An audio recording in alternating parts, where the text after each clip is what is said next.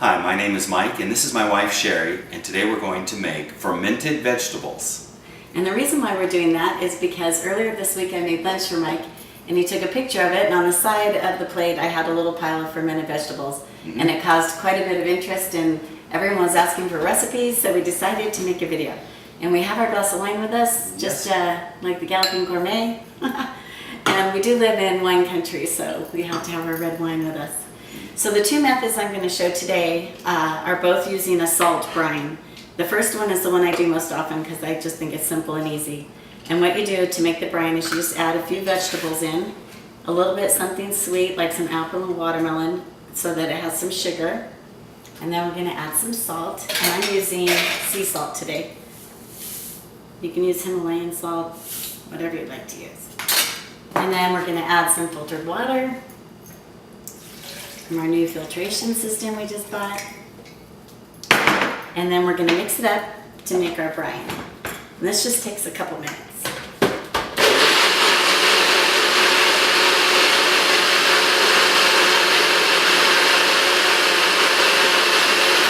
Since I never watch you do this, what's the brine for? This is going to cause the vegetables to ferment, but keep them free from mold or anything like that because we have our salt. Alrighty. Okay, so once we've made our brine, we just grab a glass jar, make sure it's nice and clean. I rinse this out with our filtered water, and you're going to add and layer your vegetables. So we're going to put in some cabbage.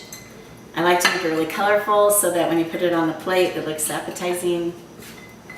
We mostly drink just the juice. That's kind of what we do pretty commonly, and even our little granddaughter drinks it, which is really cute.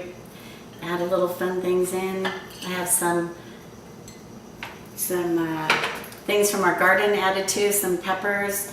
We have a little organic garden in the backyard with some spices, so I'm going to put in some sage and maybe some basil.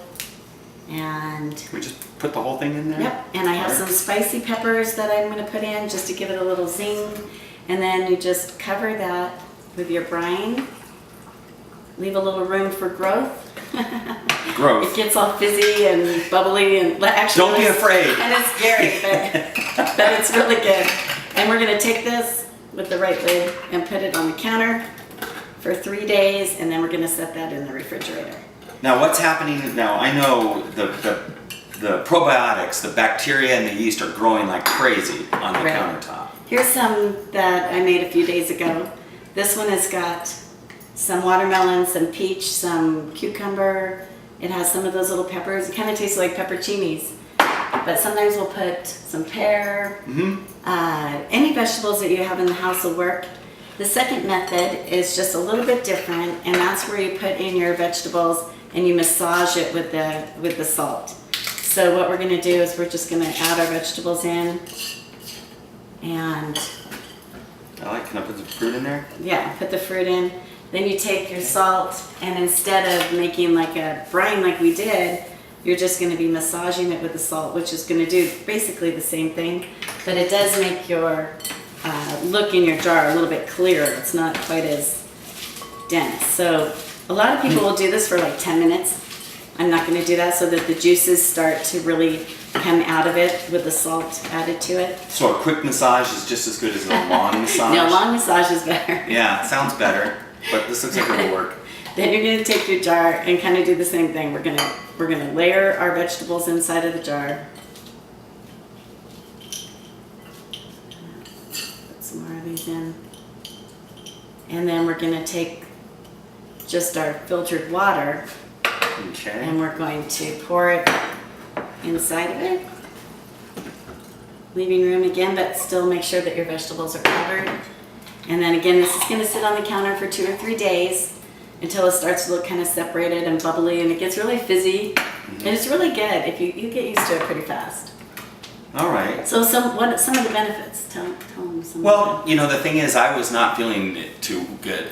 My stomach was really upsetting me a few years ago, and I went to the health food store, got the probiotic pills, spent like $30 for a little jar. Oh man, I hope it helps. And I started swallowing them all day long. And after 2 days or so, it did start to help a little, but not that much. I'm like, oh, this is ridiculous. Every 2 days, $20. And then Cheri looked up the probiotics and how to make them online by fermenting vegetables and fruits. And, you know, we're not getting paid to do this, but I'm just telling you, I took a couple tablespoons after it had been sitting on the counter, and I felt better, like within an hour. It was amazing. A lot of our friends have had the same thing Yeah. happen. They've complained they've been on antibiotics and their stomach hasn't gotten right. Yeah. And so I've given them a little jar, and they've called me and said they were just amazed. And our son even last week was having stomach trouble all week. He wasn't really comfortable, and we're like, drink this.